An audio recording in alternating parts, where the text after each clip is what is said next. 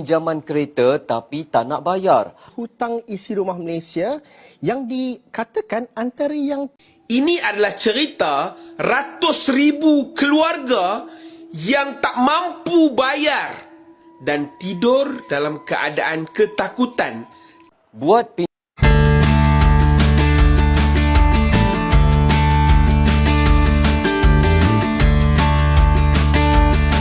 Hai, ketemu lagi dengan Rizka Yuni. Dulu sering banget kita dengar sebagian warganet Malaysia bilang rakyat Indonesia itu miskin, susah, dan tertinggal. Tapi sekarang, kondisi di Malaysia sendiri justru lagi banyak disorot soal masalah ekonomi dan utang masyarakat yang makin berat. Biaya hidup di Malaysia sekarang naik terus. Harga kebutuhan harian, sewa rumah, sampai makanan makin mahal. Banyak warga mulai mengeluh, gaji terasa habis sebelum akhir bulan. Bahkan, cukup banyak yang harus gali lubang tutup lubang demi bayar cicilan.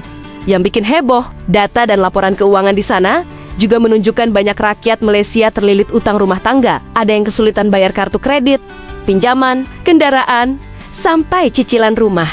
Tidak sedikit juga anak muda di sana yang hidupnya sekarang bergantung pada pinjaman dan pay letter di media sosial Malaysia sendiri. Makin banyak warga yang curhat soal susahnya ekonomi. Ada yang bilang dulu masih bisa nabung, sekarang makan dan bayar tagihan saja sudah ngos-ngosan. Bahkan bantuan subsidi pemerintah jadi sangat penting buat sebagian masyarakat agar tetap bisa bertahan hidup. Mulai dari subsidi bensin, bantuan tunai, sampai bantuan kebutuhan pokok, semuanya jadi penopang hidup banyak keluarga. Kalau subsidi dikurangi sedikit saja, langsung ramai protes dari warga karena takut pengeluaran makin meledak. Tengoklah berita ni, Malaysia. Tapi ramai orang buat tak nampak. Buta karet. Dilaporkan, hutang kad kredit cecah 50 bilion.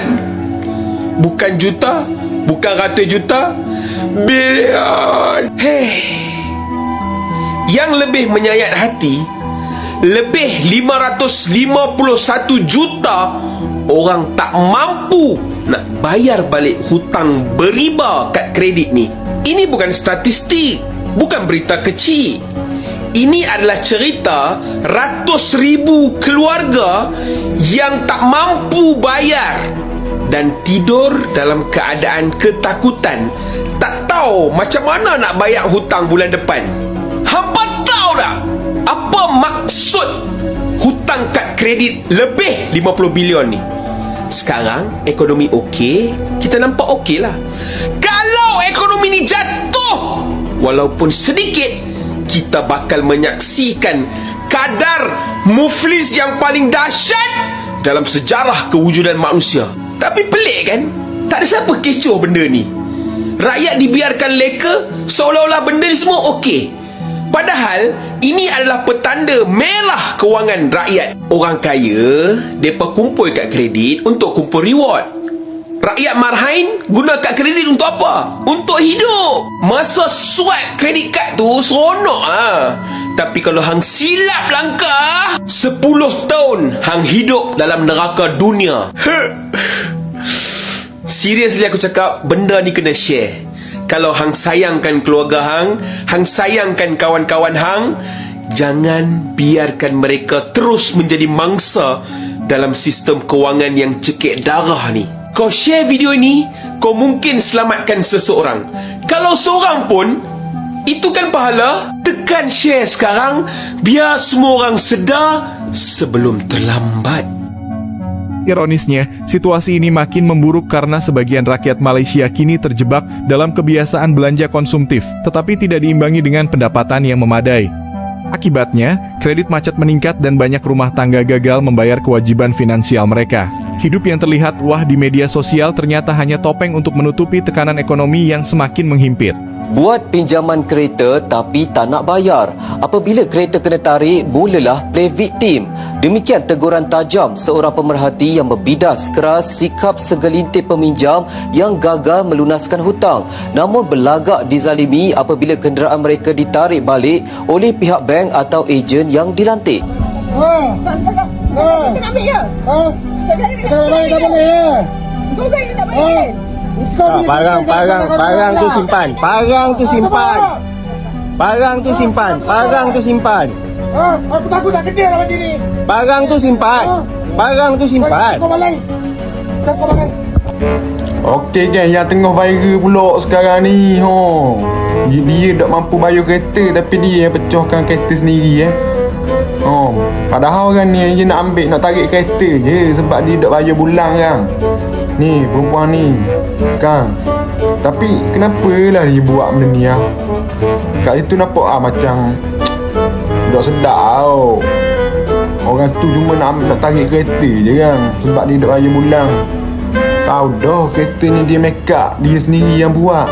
Tapi janganlah buat sampai macam ni. Apa katuk sungguh. Aduh, manusia. Ini fakta negaraku Malaysia. Sembang sana sini cakap besar, tak ingat dunia, tak ingat mati, kasihan rakyat Malaysia. Kelandangan di area Kuala Lumpur, siapakah yang salah di bab ini? Entahlah siapa. Yang salah adakah kerajaan Malaysia yang salah atau rakyat sendiri yang malas buat kerja? Nak ambil cara yang mudah tidur makan tidur, itulah fakta sesungguhnya negara Malaysia. Tak aku komen pasal PMX menolak cadangan Bank Dunia untuk naikkan harga RON 95. Kau tahulah aku ni, aku mana ada sokong mana-mana parti politik. Ahli politik, tidak lah. Aku hanyalah rakyat biasa yang sayangkan agama, bangsa dan tanah air aku. Sebab tu aku nak terangkan benda ni dengan bahasa yang orang mudah hadam. Bank Dunia cadangkan supaya harga minyak dinaikkan sebab subsidi yang ditanggung ni adalah bom jangka. Tapi PMX tolak cadangan tu bukan sebab dia tak faham ekonomi, tapi sebab rakyat sedang tertekan, kos hidup makin gila. Tambah pula PH baru kalah teruk dekat Sabah. Sekarang kalau naik harga petrol, mengamuk rakyat ni. Cerita dia sekarang ni bukan isu siapa betul. Isu dia dua risiko. Pertama, risiko politik. Kalau minyak naik harga, rakyat amok. Yang kedua, risiko ekonomi. Kalau kekalkan subsidi macam ni, kewangan negara boleh tercedok. Pilihlah mana pun, tetap ada harga dia. Rakan saya Syaf Syukri ada perincian data berkenaan dengan hutang isi rumah Malaysia yang dikatakan antara yang tertinggi di rantau ini. Syaf, benarkah fakta itu? Benar Zul, dan sekarang dapat anda saksikan ini merupakan data yang dikongsikan oleh Bank Negara Malaysia dan juga Jabatan Perangkaan Malaysia. Seperti dapat anda saksikan di sini, dua negara berada pada kedudukan lebih daripada 80%, menyaksikan Thailand berada di hadapan dengan 89.3% dan Malaysia 89.0%. Singapura berada di kedudukan ketiga dengan 69.7% dan dua negara melibatkan Indonesia dan Filipina masing-masing dengan 17.2% dan Filipina dengan 9.9%.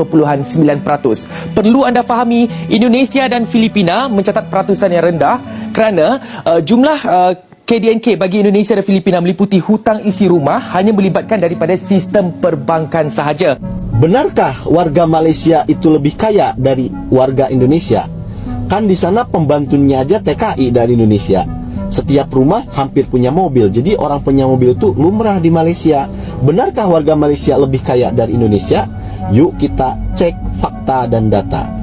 Dari data ini, hutang rumah tangga terhadap PDB Malaysia itu adalah 68%, sedangkan hutang rumah tangga Indonesia terhadap PDB itu hanya 16%, dan PDB Indonesia itu 1 miliar lebih US dollar, sedangkan Malaysia 400 juta US dollar, sekitaran segitu.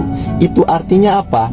Benar warga Malaysia itu punya pembantu, benar warga Malaysia itu punya mobil, tapi pertanyaannya, itu cash apa hasil hutang? Hal ini bikin banyak netizen Asia Tenggara sadar. Ternyata semua negara punya tantangan ekonomi masing-masing. Jadi membanding-bandingkan, siapa paling miskin sebenarnya sudah nggak relevan lagi. Karena faktanya, baik Indonesia maupun Malaysia, rakyat kecil sama-sama sedang berjuang menghadapi harga kebutuhan yang makin tinggi dan tekanan ekonomi yang makin berat.